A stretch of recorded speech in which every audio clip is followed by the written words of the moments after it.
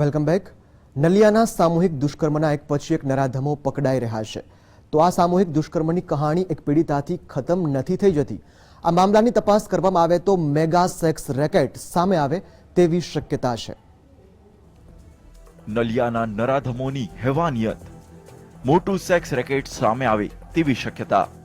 પીડિતાએ સોગંદનામામાં જણાવી આ પીતી। કચ્છમાં કાળા કહેરનો સામનો કરનારી દુષ્કર્મની પીડિતાએ ગુજરાત હાઈકોર્ટના ચીફ જસ્ટિસને કરેલું સોગંદનામું અનેક ખુલાસા કરનારું છે। આ સોગંદનામામાં એવો ખુલાસો કરવામાં આવ્યો કે મારા જેવી અન્ય 35 થી 40 યુવતીઓને ફસાવીને નલિયાના શાંતિ સોલંકીનું 65 શખ્સોનું ગ્રુપ દુરાચાર ચલાવતું હતું। ફસાયેલી યુવતીઓને હોટેલમાં જવાના પરવાના તરીકે બીજેપીના કાર્ડ અપાયા હતા। પીડિતાએ આ જ વાત નલિયામાં લખાવેલી એફઆઈઆરમાં પણ લખાવી છે। તેમ છતાંય આશ્ચર્ય વચ્ચે પોલીસની લોકલ ક્રાઇમ બ્રાન્ચે આ મુદ્દાનો છેદ ઉડાડી દીધો છે। આમ જેમાં ભાજપના નેતાઓ, કાર્યકરો તેમજ અન્ય વ્હાઇટ કોલર સંડોવાયેલા હોવાનું કહેવાય છે। એ કચ્છનું સૌથી મોટું સેક્સ રેકેટ કાં તો રાજકીય દબાણને કારણે અથવા તો ઈચ્છાશક્તિના અભાવથી દબાયેલું જ રહે એવી દહેશત ખડી થઈ છે। Bureau report, GSTV। આ સેક્સ રેકેટમાં પીડિતાએ પોતાના સોગંદનામામાં તેમજ ફરિયાદમાં અનેક લોકોના નામ આપ્યા છે। તેઓ કેવી રીતે આ કાંડ ચલાવતા તેની પણ વાત કરી છે।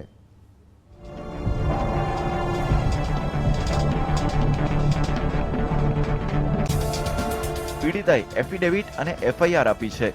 તે અનુસાર કોઠારાનો અતુલ ઠક્કર ભુજમાં એક સમાજવાડીમાં કેન્ટીનનો કોન્ટ્રાક્ટ ધરાવે છે। તેની સાથે કામ કરતી એક ભાભી તથા નલિયાની એક યુવતી જેનો નામજોગ ઉલ્લેખ કરાયો છે તે મદદરૂપ બનતા હતા। સમાજવાડીમાંથી ગાડી ભરાઈને છોકરીઓને લઈ જવામાં આવતી।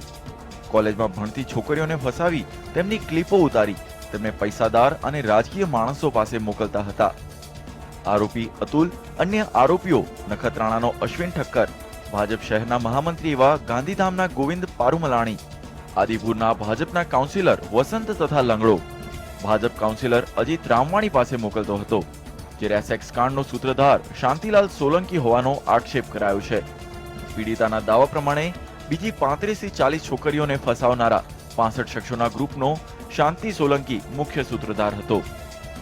નલિયામાં ભારત ગેસની એજન્સી ધરાવતો તથા અબડાસા તાલુકા ભાજપ બક્ષી પંચ મોરચાના પ્રમુખ શાંતિલાલે જ 2015ના સપ્ટેમ્બરમાં પોતાને ત્યાં મુંબઈથી નોકરી માટે આવેલી પીડિતાને ઠંડા પીણા સાથે કોઈ ઘેનયુક્ત પ્રવાહી મિલાવી અન્ય 2 સાથે દુષ્કર્મ આચર્યું હતું।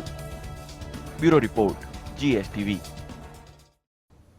પીડિત મહિલાએ પોતાની એફિડેવિટમાં પોતાના પર વીતેલી દાસ્તાન રજૂ કરી છે। ત્યારે પીડિતાના સોગંદનામામાં શું શબ્દો લખાયા છે, જોઈએ આ અહેવાલમાં। નલિયાની પીડિતાએ જે એફિડેવિટ કરી હતી તેમાં રૂવાડા ઊભા થઈ જાય એવું વર્ણન કરાતા જણાવ્યું હતું કે ઠંડા પીણા પીધા પછી હું અર્ધ બેહોશ બની હતી। શાંતિલાલ સહિત 3 જણે રેપ કર્યો। મોબાઈલમાં ક્લિપ ઉતારી આ નરાધમોએ મારા શરીરનો એક પણ ભાગ છોડ્યો નહોતો। આ પાપાચાર 3 કલાક ચલાવ્યો। નલિયાકાંડના આરોપી 67 વર્ષીય વિનોદ વિશનજી ભીંડે ઉર્ફે બબા શેઠ પોતાની મોબાઈલ સિમ કાર્ડની એજન્સીમાં માત્ર યુવતીઓને જ ભરતી કરતો હતો। અમુક સમય થાય એટલે યુવતીઓને નોકરીમાંથી છૂટી કરી નવી યુવતીને રાખતો। એટલે તેને કેટલી યુવતીઓને શિકાર બનાવી એ પોલીસ તપાસમાં બહાર આવી શકે છે। વારંવાર દુષ્કર્મ ભોગ બન્યા પછી મુંબઈ ચાલી ગયેલી પીડિતાએ નાલાસોપારામાં આત્મહત્યાનો પ્રયાસ કર્યો હતો। એ વેળાએ લખેલી દર્દનાક સ્યુસાઇડ નોટમાં તેણે શાંતિલાલનો વારંવાર ભારપૂર્વક ઉલ્લેખ કરી અનેક છોકરીઓને ફસાવનારા આ શખ્સને બરાબરનો પાઠ ભણાવવા વિનંતી કરી હતી। તો આ કૌભાંડમાં ભાજપ કચ્છ પંડિત દીનદયાળ પ્રશિક્ષણ મહાભિયાન 2016-17ના માધાપર યક્ષ મંદિર ખાતે 15-16-17 જૂનના જિલ્લાના પ્રશિક્ષણ વર્ગના કાર્ડ ઇસ્યુ કરાયા હતા। જે કાર્ડ રેકેટમાં ફસાયેલી યુવતીઓને હોટેલમાં જવાના પરવાના તરીકે અપાયા હતા। ત્યારે આ કાર્ડ કોણે ઇસ્યુ કર્યા, હોટેલોમાં કાર્ડધારી યુવતીઓને કોણ લઈ જતું, આ બધી જ વિગતોની તપાસ થાય તો હજુ પણ ઘણા મોટા માથાના નામ ખુલે તેવી શક્યતા છે। Bureau report, GSTV। નલિયામાં સામૂહિક દુષ્કર્મનો ભોગ બનેલી પીડિતાએ પોલીસને આપેલી અરજીમાં જે ચોંકાવનારા આરોપો અને વ્યથા વર્ણવી છે, જોઈએ પીડિતાએ વ્યક્ત કરેલી આ વ્યથા। નલિયાના આરોપી નરાધમો કેટલી હદે નફ્ફટ અને હવસખોર હતા તે પીડિતાએ કરેલા આક્ષેપો પરથી ખબર પડે છે. એક માસૂમ ત્યક્તા યુવતીએ જણાવ્યું છે કે કઈ રીતે હવસના ખેલાડીઓએ તેની મજબૂરીનો ફાયદો ઉઠાવ્યો. પીડિતાએ નલિયા પોલીસને આપેલી અરજીમાં તે કેવી સામાજિક વિમાસણોનો ભોગ બની હતી તેનો ઉલ્લેખ છે. પીડિતાએ તેની અરજીમાં કહ્યું છે, મારી મમ્મીએ 20 વર્ષની ઉંમરમાં જ મારા લગ્ન કરી દીધેલા. હું મારા પતિ સાથે મુંબઈ રહેતી. ત્યાં મારી સાસરીમાં મારો મનમેળ નહોતો, જેથી થોડા સમય માટે ઓગસ્ટ 2015માં કોઠારા ખાતે મારી મમ્મી પાસે રહેવા આવેલી. ત્યાં મેં મારી મમ્મીને કહેલું કે મને કોઈના ત્યાં સારી જગ્યાએ નોકરીએ રખાવી આપો તો સારું, જેથી મારા મમ્મીએ નલિયામાં રહેતા બબાભાઈ લુહાણા કે જે મોબાઈલની દુકાનનું બોર્ડ લગાવી શેરબજારનો ધંધો કરે છે ત્યાં લઈ ગયેલી. બબાભાઈએ 2-3 દિવસમાં તમારી દીકરીને લાયક કોઈ નોકરી હશે તો તપાસ કરીને જણાવીશ તેમ કહેલું. ત્યારબાદ 2 દિવસ પછી બબાભાઈનો મારી મમ્મી ઉપર ફોન આવેલો. તેમણે મને નલિયા લઈને આવી નોકરીનું ગોઠવાઈ ગયાનું જણાવ્યું, જેથી મારી મમ્મી બીજા દિવસે મને નલિયા બબાભાઈની દુકાને લઈ ગયેલી. ત્યારે બબાભાઈએ મને ભારત ગેસ એજન્સીવાળા શાંતિભાઈ સોલંકીને ત્યાં નોકરી ઉપર રખાવેલી. શાંતિભાઈએ મને માસિક 5,500 રૂપિયા પગાર આપવાનું નક્કી કરી નોકરી ઉપર રાખી. શાંતિભાઈ મને તેમની બાજુના ટેબલમાં બેસાડી મારી પાસે પરચુરણ કામ સોંપતા, જેવા કે કમ્પ્યુટરમાં એન્ટ્રી કરાવવાની હોય કે ગેસના બાટલાની નોંધણી કરવાની હોય તેવું કામ સોંપતા. ત્યારબાદ 15 દિવસ પછી દિવાળી આવતી હોવાના કારણે મારે પૈસાની જરૂર હોય મેં શાંતિભાઈ સોલંકી પાસે અડધા પગારની ઉપાડ માટે માંગ કરી. તેમણે મને જણાવેલું કે બપોરમાં 3:30 વાગે મારા ઘરેથી તું પૈસા લેતી જજે. તે દિવસે હું બપોરના 3:30 કલાકે શાંતિભાઈ સોલંકીના ઘરે ગયેલી. શાંતિભાઈ ઘરમાં એકલા હોવાથી મેં સામેથી પૂછેલું કે એકલા છો તો પછી આવીશ. શાંતિભાઈએ કહેલું કે તારે ખોટો ધક્કો પડશે, એના કરતા પૈસા લેતી જા. આમ કહી તેમણે મને 3500 રૂપિયા આપેલા. શાંતિલાલ પર ભરોસો મૂકીને પીડિતા થોડી વાર તો બેઠી, પણ એ પછીની તેણે વર્ણવેલી આપવીતી શાંતિલાલનો અસલી ચહેરો ઉજાગર કરે છે. Bureau report, GSTV. પૈસાની જરૂરિયાતમાં શાંતિલાલના ઘરે પહોંચેલી પીડિતાને ખબર નહોતી કે હવે પછી તેની સાથે જે ખેલ ખેલાવા જઈ રહ્યો છે તેમાં તેની આખી જિંદગી બદલાઈ જવાની છે. શાંતિલાલ પર પીડિતાએ મૂકેલા ભરોસાના બદલામાં તેને દગો મળવાનો હતો. શાંતિલાલના ઘરે કેવો હવસનો ખેલ ખેલાયો તે પીડિતાએ વર્ણવ્યો છે. શાંતિલાલ ઘરે એકલા હતા. એ વખતે ત્યાં પહોંચ્યા બાદ આગળનો ઘટનાક્રમ વર્ણવતા પીડિતાએ અરજીમાં કહ્યું છે કે શાંતિભાઈએ કહ્યું કે તારા ભાભી ઘરે નથી, જેથી ચા પાણી થાય એમ નથી, પરંતુ કંઈક ઠંડુ પીતી જા. જેથી તેમની વાતમાં વિશ્વાસ રાખી હું તેમના ઘરના સોફા પર બેસી. શાંતિભાઈ સોલંકીએ તેમના ફ્રીજમાંથી ઠંડા પાણીનો ગ્લાસ ભરીને મને આપેલો, જે ઠંડુ પાણી પીતાની સાથે જ હું અર્ધ બેભાન અવસ્થામાં આવી ગઈ. પરંતુ હું બોલી શકતી ન હતી, પણ મારી આંખોથી જોઈ જરૂર શકતી હતી. ત્યારે બીજા 2 જણા પણ શાંતિભાઈ સોલંકીના ઘરના બીજા રૂમમાં હાજર હતા. આ 3 જણા મારી સાથે કેફી દ્રવ્યો પીવડાવી અગાઉથી જ પ્રી પ્લાન કરી તેમનો ઈરાદો બર લાવવા તેમના ઘરે બોલાવી મારી સાથે મનસ્વી રીતે વારાફરતી જાર કર્મ કર્યું. સૌપ્રથમ શાંતિભાઈ સોલંકી, ત્યારબાદ બીજા 2 જણા જે હતા તેમાંથી એકનું ભરત દરજી અને બીજાનું નામ વિપુલ ઠક્કર હતું. તેમણે પણ મારી સાથે જાર કર્મ કરી વારાફરતી બળાત્કાર ગુજારેલ. આ લોકો જ્યારે મારી સાથે બળાત્કાર કરી રહ્યા હતા તે સમયે મારા અંગ ઉપાંગો પકડી રાખવા માટે એકબીજાને નામથી બોલાવતા હતા, જેથી હું શાંતિભાઈ સિવાયના બીજા 2 જણાના નામ જાણું છું. આ હરામખોરોએ મને 3 કલાક સુધી તેમના મકાનમાં ગોંધી રાખી મારી સાથે વારાફરતી બળાત્કાર ગુજારી મારી વિડીયો ક્લિપ પણ બનાવી.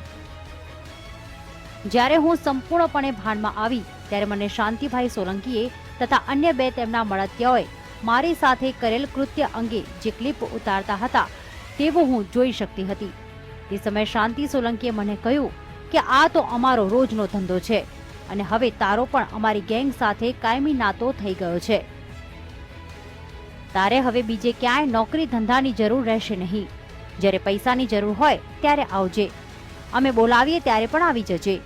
આ વાત કોઈને પણ કરીશ તો પોલીસ અમારી છે, રાજકીય માણસો પણ અમારા છે. તેઓને પણ તેમની ભૂખ સંતોષવા મનગમતી છોકરીઓ સપ્લાય કરીએ છીએ, જેથી નાહક તું બદનામ થઈ જઈશ અને પોલીસ પણ તારી ઉપર અવળો કેસ કરી નાખશે. ત્યારે નલિયામાં કે ભુજમાં રહેવું ભારે પડી જશે. તેમાં તારા ભાઈનું અપહરણ કરાવી ક્યાંક ભોઈમાં ભંડારી દઈશું. જેથી હું ગભરાઈ ગઈ અને નિસહાય હાલતમાં રડતા રડતા ત્યાંથી નીકળી ગઈ હતી. હવસના આ ખેલ બાદ પીડિતા ભાંગી પડી હતી, પણ હજુ પણ આ પીડિતાની વ્યથા આટલેથી જ નથી અટકતી. Bureau report, GSTV. ભાંગી પડેલી પીડિતાને સધિયારો આપનારું કોઈ નહોતું, પણ તેમ છતાં તેણે હિંમત એકઠી કરીને ફરિયાદ કરવાનું મન બનાવ્યું હતું. પણ શૈતાન શાંતિલાલના ખેલ બાદ હવે બીજો હવસખોર તેને પીંખવાની રાહ જોઈને બેઠો હતો. સઘળું લૂંટાયા છતાં પીડિતાના મનમાં હજુ ક્યાંક થોડી ઘણી હિંમત હતી. તે નરાધમોને સબક શીખવાડવા ફરિયાદ કરવાની તૈયારી કરી રહી હતી. પણ એવામાં જ પીડિતાને નોકરી રાખનાર બબાભાઈનો ફોન આવ્યો. એ પછી શું થયું તે તેણે અરજીમાં વર્ણવ્યું છે. હું આ લોકો વિરુદ્ધ ફરિયાદ કરવા માટે વિચારતી હતી અને હિંમત એકઠી કરેલી, ત્યારે અચાનક મને શાંતિભાઈને ત્યાં નોકરી અપાવેલી તે બબાભાઈનો ફોન આવેલો. તે નોકરી કેમ છોડી દીધી તેમ કહી કાલે આવજે, હું તને મદદ કરીશ તેવું કહ્યું. મને થયું કે ફરિયાદ કરવામાં બબાભાઈ મદદ કરશે, જેથી હું બબાભાઈની દુકાને ગયેલી. તે સમયે બબાભાઈએ મને બેસાડીને મારી ઉપર એકદમ ગુસ્સે થયેલા. બબાભાઈ કહેવા લાગ્યા કે મેં તને સારી છોકરી સમજીને નોકરી અપાવેલી, તું ખોટા ધંધા કરવા લાગી તેમ કહીને મને તેમના મોબાઈલમાંથી શાંતિભાઈ તથા ભરત અને વિપુલ ઠક્કરે ભેગા મળીને મારી જે બીભત્સ ક્લિપિંગ ઉતારેલી તે બતાવી, જેથી હું રડવા લાગી અને કહ્યું કે આ લોકો ખૂબ ખરાબ માણસો છે.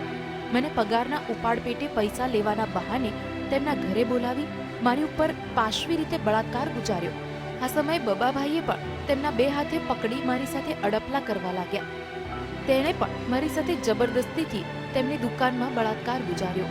આ સમયે મેં તેમની પકડમાંથી છૂટવા માટે ટેબલ પર પડેલું કટર મારા હાથમાં આવી જતા મેં તેમના હાથમાં મારી દીધું હતું.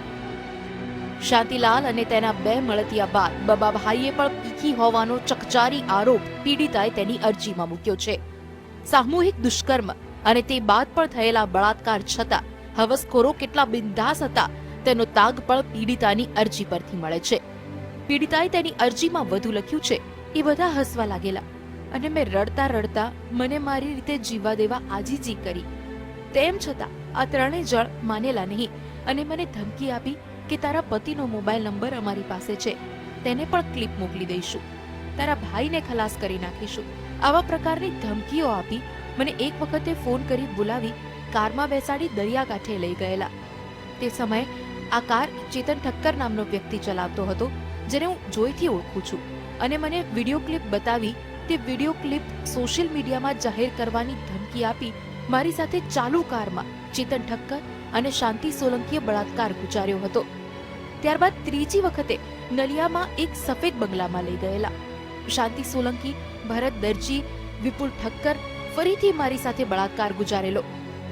આ સમયે લોકોએ મને જણાવ્યું કે અમારી પાસે તારા જેવી ઘણી બધી છોકરીઓની ક્લિપ છે અને અમારું શ્રીમંતોનું અને રાજકારણીઓનું મળીને કુલ 65 જણાનું ગ્રુપ છે.